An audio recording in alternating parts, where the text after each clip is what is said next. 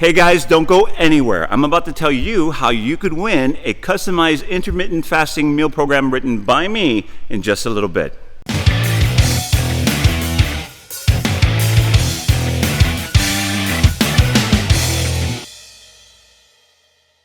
Okay guys, thanks for tuning in to the 180 and 90. Today is a special progress report. It's a 30-day progress report on what's going on with my body and how things have changed since I started this 30 days ago.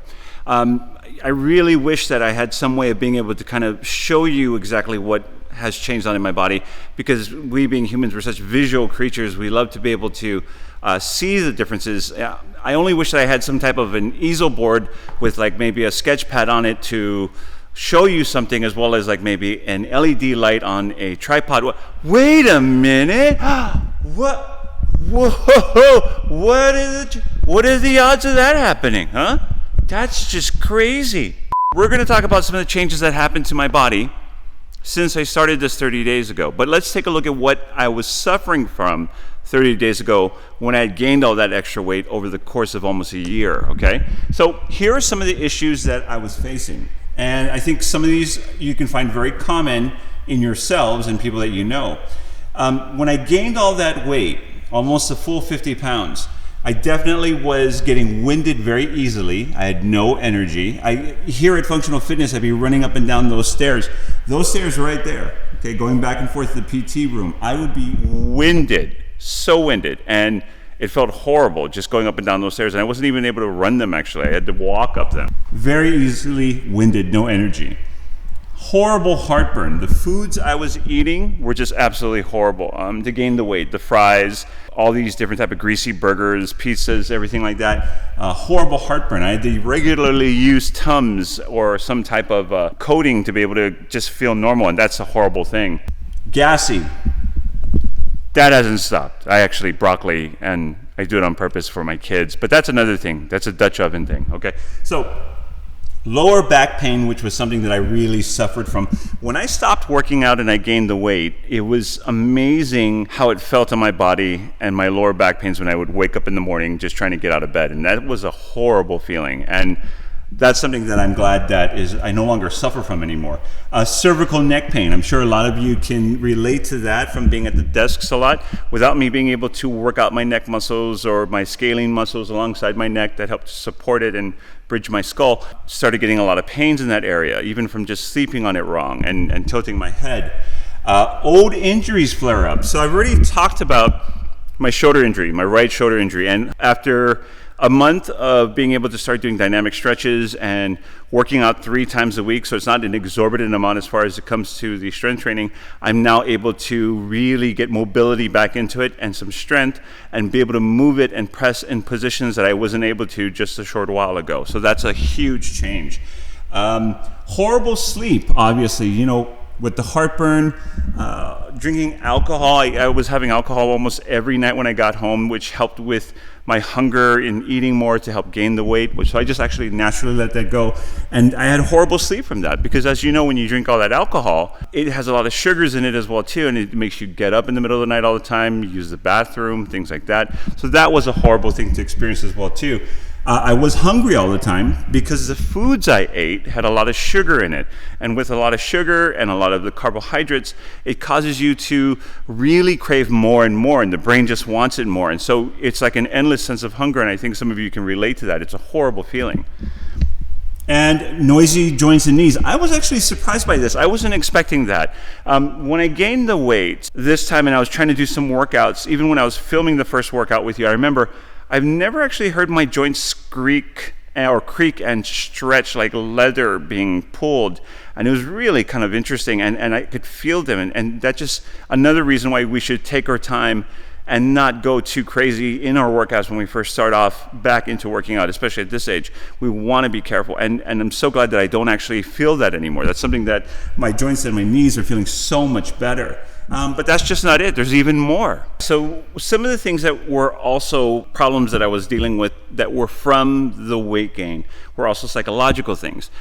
Things that I started noticing toward the beginning of the YouTube channel at the end of me gaining the weight, right before I was going to start doing the actual program to get the weight off. And that was some of the things like this. I actually found myself hiding from mirrors. And that was actually a crazy thing because I've never used to be that way before. I'm a very outgoing, gregarious person, if you haven't figured that out yet. And I actually caught myself looking in the mirrors, but only looking like above my neck and things like that. And that was really a light bulb moment that made me realize how much we view ourselves in light of our weight gain and the food addiction and things like that, and how it affects us in a very negative way. Another thing is I didn't want to go out. That was something that I lost the urge to want to go out and do things. My wife and such was very patient about it, but I just didn't want to go out and put on clothes. I didn't want to, I felt gross, and I didn't want to have to try on jeans, and I hated belts. I mean, forget belts. I just wanted to wear something that was just like stretchy pants or things like that. And dreaded tying my shoes. That was pretty hilarious. I'm so glad now that even though I just lost about 15 pounds since my last weigh-in on Friday, huge difference. I can actually reach my toes now, and I can stretch, and I can put on my shoes without it being difficult, and me huffing and puffing to try to put on shoes, and that was awesome. Huge. Very big thing. Psoriasis and eczema. Guys, if you remember when I spoke about in the very first episode when I was working out how inflamed my skin was and how I had so much psoriasis and everything on the side, there still is some coloration. I've lost 15 pounds, but I haven't obviously lost the whole 50. And you'll start to see this as my body starts to get back to eating well longer, and the benefits of good food and clean food in the system. Watch how all my skin will start to change. And that's without using any type of special lotion or eczema cream or hydrocortisone. When I was gaining the weight, I would get such bad psoriasis along the scalp line and eczema that I would have to put hydrocortisone on because I would literally flake off and it would look like my whole face was flaking. It was absolutely horrible.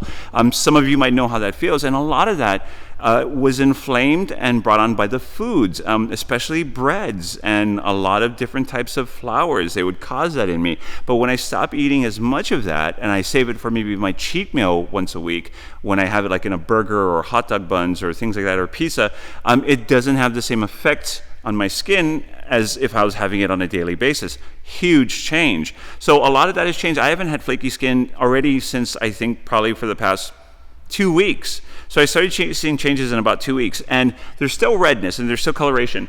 Back of the ear over here used to have these flakes that would come off, and that's gone. That no longer happens. So I'm thinking in about maybe another month, this coloration will disappear as well too, and then I'll have more, sunlight out in the sun. Since I'm more active, I'm going to go play tennis more with my wife, shoot some hoops and things. And so with the sun, the natural vitamin D, and being more energetic and just being more active and eating better is huge on not just your skin and your body, but your mind and your desire to want to go and do things. So guys, to wrap it up, I just want to thank you for joining in on the episode today about my 30-day progress report. And I wanted to let you know, so a lot of things have changed. I no longer am suffering from the creaky, achy knees and joints. I'm sleeping much better. I'm going through beautifully a lot of sleep now. I'm definitely feeling a lot more energetic. I'm more positive. I even love to go out now when I have the chance, if I'm not editing on the vlog or doing anything, and I'm just feeling really optimistic and very happy about things that are going to be happening in the future, and that is priceless. So things like being able to tie my shoe without huffing and panting and holding my breath and trying to feel like I'm stabbing myself just reaching for my shoelaces. No more pain in my lower back and my neck. Just a soreness from the workouts, and that's a huge difference. I like to remind you that, especially when we're at our age, in our 40s to 50s, that we have a choice.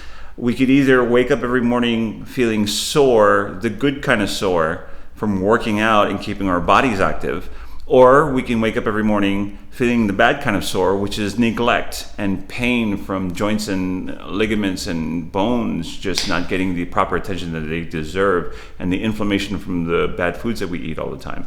So I urge you to, of course, try to make the better choice and to get up and make a change. And look at how much has happened to me in just 30 days. 30 days, and changes that started taking effect in as quickly as 14 days. So big things happen, okay? And you just don't have to push yourself too hard. Small changes make big differences in the beginning, and then when those big differences start to compound on each other, then you can start moving faster, and it just steamrolls. I swear it is going to be so worth it if you do it. So I'm going to get to the point. I did mention about a contest that we're doing, and this is the first of many contests I plan on having on my vlogs. Not just this one, but the continuation and the other stories that we're going to be telling on these blogs on my channel. So I'm going to be giving away 5 customized meal programs to 5 subscribers, and you guys do have to be subscribers. I want you, here's the contest, I want you to go back and find in which episode that I was wearing a shirt referencing an Asian city. Find that shirt and tell me who is the iconic figure on that shirt. Write it down below in the comments, and the first 5 people to get me those answers, I'm going to give you a customized meal program, intermittent fasting style, written by me just for you. Okay? Can't wait to see your answers. Can't wait to see who wins. And I'll see you tomorrow on the 180 and 90. Take care, guys.